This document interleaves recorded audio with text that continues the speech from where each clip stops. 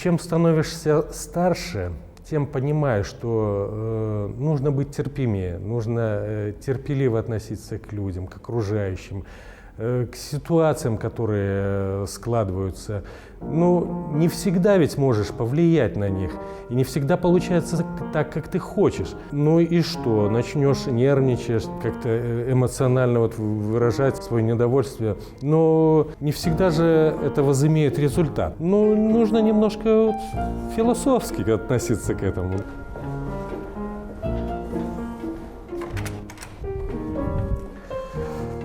Так. Ну что ж, будем настраиваться на спектакль.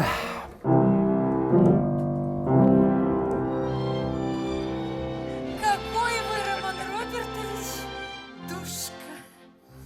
Могу признаться, я вам капитально наедине.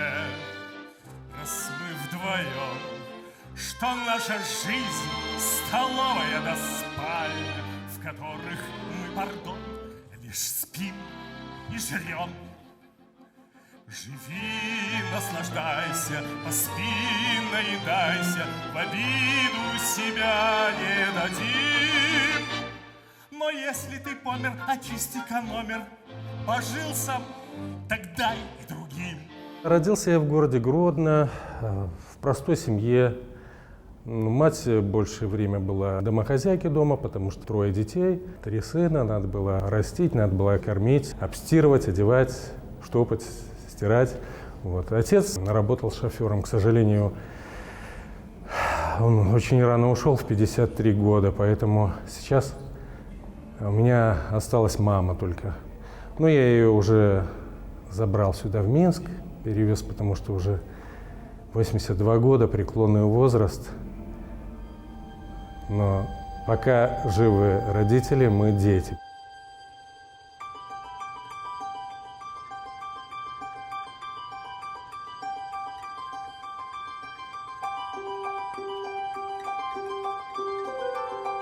Антон Заянчковский мог стать школьным учителем пения или директором Дома офицеров. Он год проучился во Львовском высшем военно-политическом училище. Но ему всегда хотелось больше музыки. И вместо армии он пошел в Минское музыкальное училище к Адаму Мурзичу, одному из лучших отечественных педагогов по вокалу. Кстати, через некоторое время его учитель стал художественным руководителем Государственного академического музыкального театра Беларуси, в котором Антон уже служил. Тут же Заянчковский встретил и народного артиста Беларуси Петра Редигера, своего педагога из консерватории.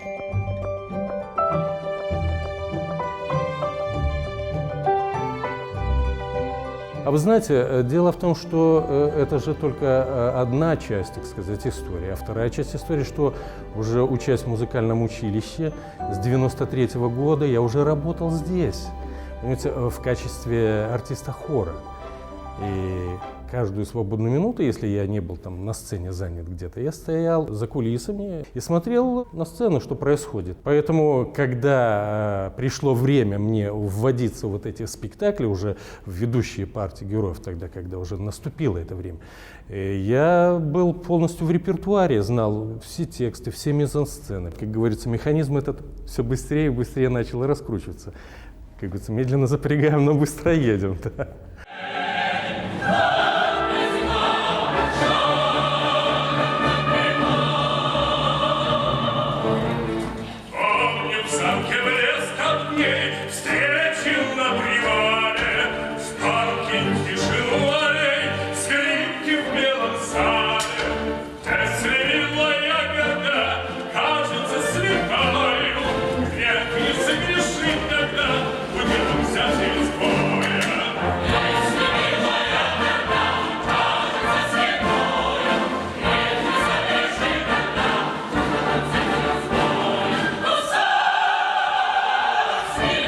Ну чем я не Сулейман?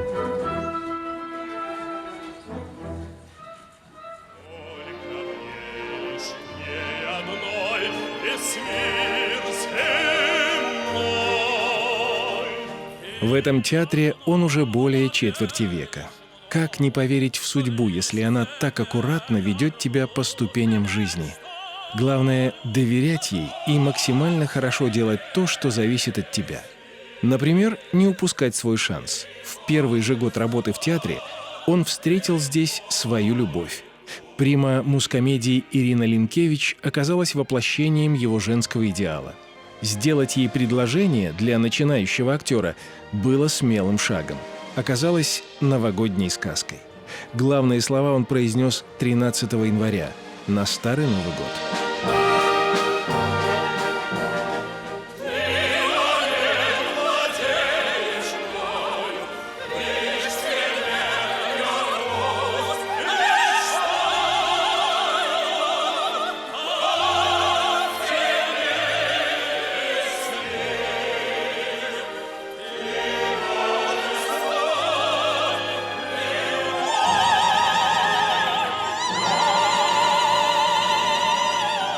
На любовь с первого взгляда все-таки существует, да.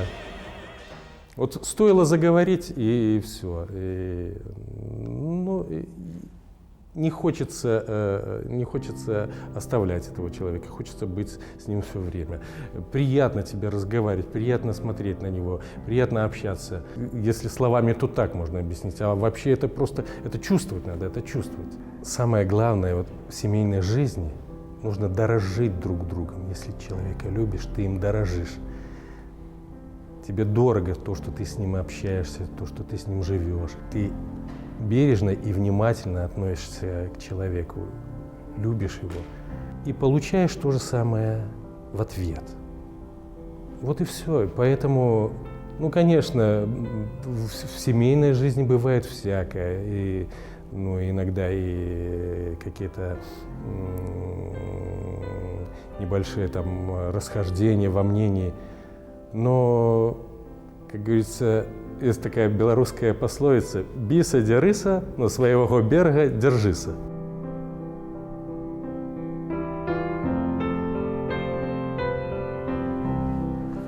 Вот наш знаменитый бабий бунт. Вот председатель Степан Пантелеевич пробует кашу, которую мы варим, можно сказать, из топора. Тут запечатлена сцена, кстати, когда у нас конфликт с моей супругой Марфой Филипповной Поперечной.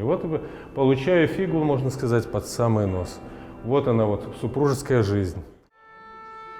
Бытовые проблемы, эмоциональное выгорание, сложные характеры. Обо что еще разбиваются семейные лодки, перечислять можно долго. Но есть и те семьи, которые это преодолевают, находят свои паруса счастья, ловят попутный ветер, а если совсем тяжело, садятся на весла. Вставать в 6 часов утра, быстренько приезжать сюда. Здесь был первый магазин «Волковыские молочные продукты». И я приезжал сюда, стоял в очереди, покупал молоко, потом ехал домой, а мы жили тогда на Притыцкого, то есть это где-то минут 20 езды отсюда. Привозил молоко, потому что не хватало сыночку. Потом собирался, ехал на пары в консерваторию, потом приходил на репетицию сюда в театр, потом успевал домой съездить, там жене что-нибудь помочь, погладить пеленки, постирать. Вечером на спектакль. И так года два такой жизни было тяжелой, да. Потом потихоньку начало как-то, ребенок подрос, начала нормализовываться жизнь, стало полегче. А сначала было, молодые были, поэтому все это так, пару часов поспал и дальше пошел, да. Иногда даже не раздеваясь просто, потому что иногда ребенок и плохо спал, поэтому нужно было вставать, нужно было памперсы менять, все такое. Поэтому иногда засыпаешь, просыпаешься, а ты в одежде спишь, а уже надо вставать. Я Назар Дума, командир отдельного отряда конной бригады. Извините, мне пора. Спасибо. Давай с дороги, ну-ка, давай еще!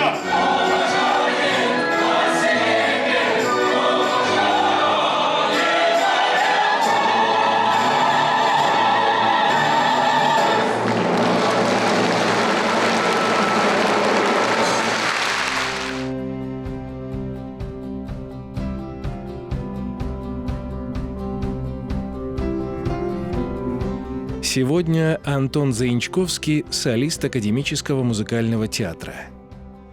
У него роли как в классическом, так и в современном репертуаре. И, кажется, он может справиться со всем.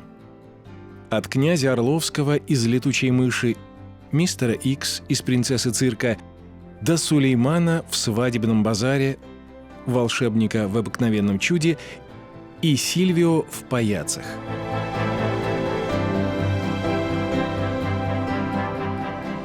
Начинал я с роли, например, Франка в «Летучей мыши». Это роль директора тюрьмы.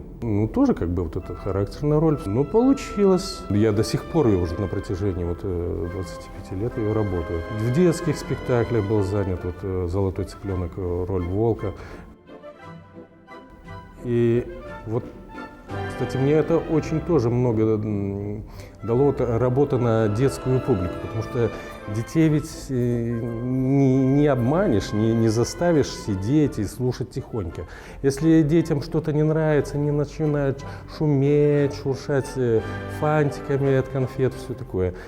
Но вот когда ты слышишь вот эту тишину, ты понимаешь, что они тебе верят, что ты их заинтересовал. Вот это очень дорого и ценно, и поэтому все время стремишься. Вот так вот выкристаллизовывается вот эта вот правда на сцене, которая очень на вес золота. Она плачет? Нет, что вы, напротив. Она говорит, я знаю, чем скорее уйдешь ты, тем скорее мы вечно будем вместе. Как я не хочу, чтобы ты уезжал. Как я хочу, чтобы ты скорее уехал. Возьми меня, возлюбленный, с собой. Я буду тебе парусом в дороге. Я буду сердцем бури предвещать. Мне кажется, что я тебя теряю. Не мигают, слезятся от ветра безнадежные карие вишни. Возвращаться плохая примета. Я тебя никогда не увижу. После классической оперетты Марицы Сильвы, «Принцессы цирка» и вдруг рок-опера. Но вот так вот Алексей Николаевич как-то загорелся вот этой идеей, и потихоньку. И я считаю, что у нашего театра получился этот спектакль, потому что спектакль был аншлаговый. Все время полные залы были.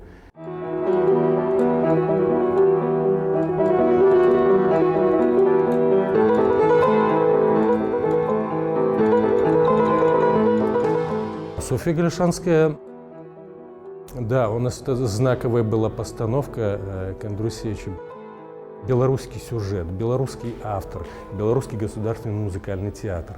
Все, как говорится, зроблено у Белоруссии, да. Поэтому мы очень серьезно подошли вот к постановке спектакля «Софья Галишанская». Читались книги, вот Михаил Станиславович Ковальчик, который был постановщиком спектакля, главный режиссер нашего театра. Приглашались люди, которые рассказывали нам вот о той эпохе, что вот о этих исторических персонажах, вот о Егайло, о Софье Галишанской, что там происходило, где это происходило, чтобы мы, так сказать, не на голом месте это все работали на сцене. Сколько, значит, когда был хороший фундамент заложен, фундамент спектакля, когда актеры знали, что они делают. Просто, мы же люди, которые фантазируем, очень хорошо фантазируем, поэтому, а если нам есть пища для фантазии, так это же уже гораздо легче все работать и находить этот вот образ именно правдешний, чтобы был. Поэтому, да, хороший спектакль Софья Галишанская, да. Наш синтетический жанр, он требует того, чтобы человек не только умел петь, умел говорить, умел двигаться на сцене, умел танцевать. даже какие-то, может быть, некоторым персонажам приходится какие-нибудь минимальные трюки там танцевальные делать. Но это касается простаков, которые работают танцевальные номера. То есть наш жанр, он требует, чтобы человек был в хорошей не только вокальной, физической форме, поэтому нам в этом плане очень тяжело. Гайды и свет нам не мил, голос нежный всех нас покорил. Не отпустим ее никуда, никуда, да-да-да-да. И поклонники шумной толпой за Натальей все станут горой. И зайдет эта сцена пустая и темна, мир уныл и весна мрачна.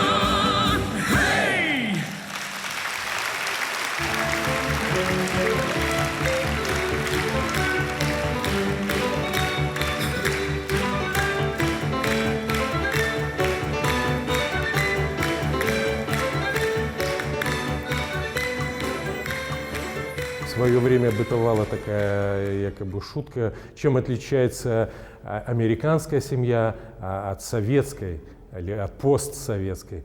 Тем, что, например, люди в американской семье на работе говорят о работе, а дома говорят о домашних делах. А у нас на работе говорят о домашних делах, а приходят домой и говорят о работе. Поэтому нельзя так вот просто вот отыграл и приехал домой и все, и забыл, отключился. Ну, конечно же, нет. Бывает так, что заканчивается спектакль начало 11-го, пока разгримируешься, переоденешься, приедешь домой начало 12-го. Но это не значит, что в 12 часов ложишься и засыпаешь, потому что психика взбудоражена, и дай бог заснуть где-то к часам 2:30. Потому что это ведь из зрительного зала так кажется, это легко и просто все, как у них это все ловко получается. Так вот в этом и состоит мастерство. А мы себя будоражим так, психику, что потом не можешь просто успокоиться. Все время это прокручиваешь, что получилось, что не получилось. И это же человек не какая-нибудь электрическая вещь, которую взял, выключил и все. Я одной тобой любуюсь, и сама не знаешь ты, что красотой затмишь любую королеву красоты. И я иду к тебе навстречу, и несу тебе цветы, как единственной на свете королеве красоты. В его репертуаре все больше характерных ролей. Актер легко выдерживает сравнение со ставшими классическими образами из постановок других театров или телефильмов. Он – Назар Дума в «Свадьбе в Малиновке», Рязанов в «Юноне авось», Тевье Молошник в мюзикле «Шалом алейхим. Мир вам, люди». И работа над каждой ролью начинается со страха и волнения, момента погружения в новую историю, новую судьбу. Прочитать вообще текст роли и начинать уже что-то себе фантазировать, что а почему он так именно в этом месте сказал, не именно так в этом монологе. Ну, делаешь вот эту вот как бы легенду пишешь этого своего персонажа, вплоть до того, что где родился, когда родился, как прошло детство, как прошла юность, отрочество и т.д. и т.п. Тогда вот ты сам веришь, а если веришь сам, верит зритель. Севастопольский вальс помнят все моряки. Разве можно забыть мне вас, золотые деньги?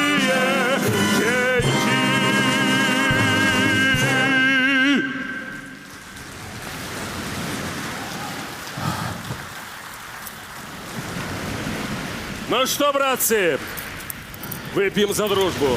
За дружбу! Мой сегодняшний костюм на спектакль. Маркер, специалист по бильярду.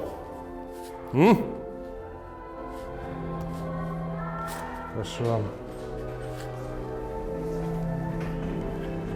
Спасибо, Галина Никифоровна. Пожалуйста.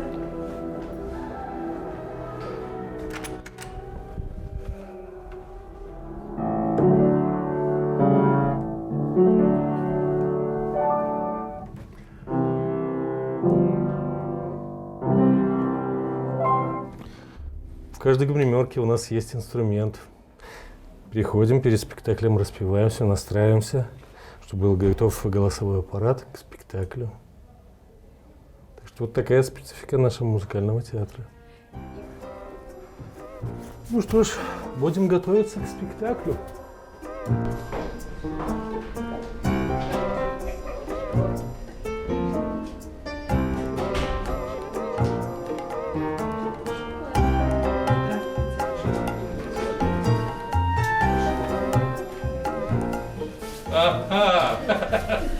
Добрый вечер. Идет процесс перевоплощения. Злодея, хулигана и прохиндея. Злодей может действовать. Спасибо. Все, идем распеваться.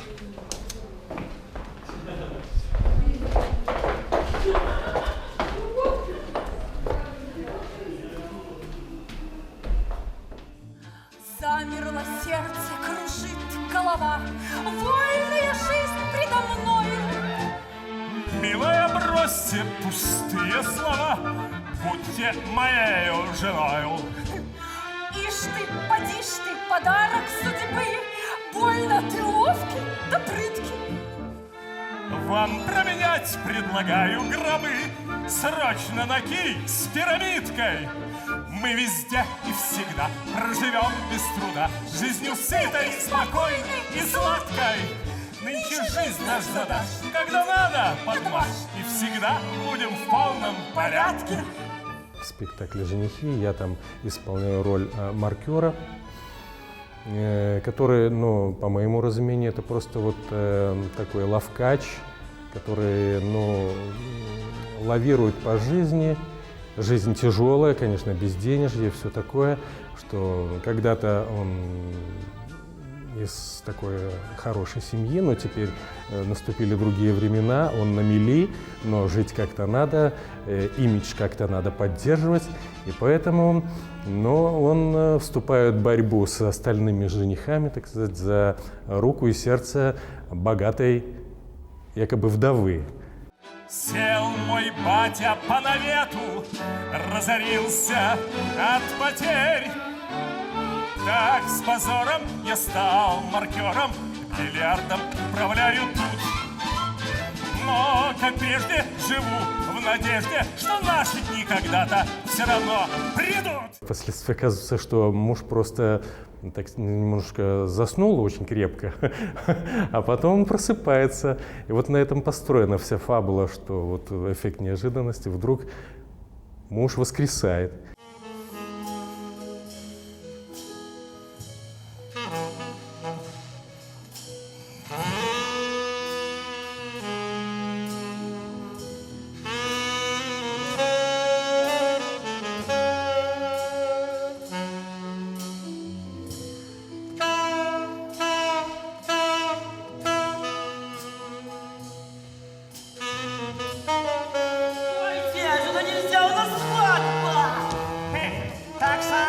Карлыч велел часть товара из агентства сюда переправить. Опа! Как бы два противопоставления. Люди в радости и люди в горе. И поэтому это очень сложно. Не пропустив через себя эти состояния, невозможно дать вот эту энергетику зрителю. А если ты пустой, тогда лучше не выходить. И сколько бы ты ни повторял это простое движение, шаг на сцену, каждый раз он заставляет сердце стучать чаще, пока этот, окруженный рампой и кулисами параллельный мир, не поглотит тебя полностью, чтобы ты дал жизнь другому, герою этой пьесы.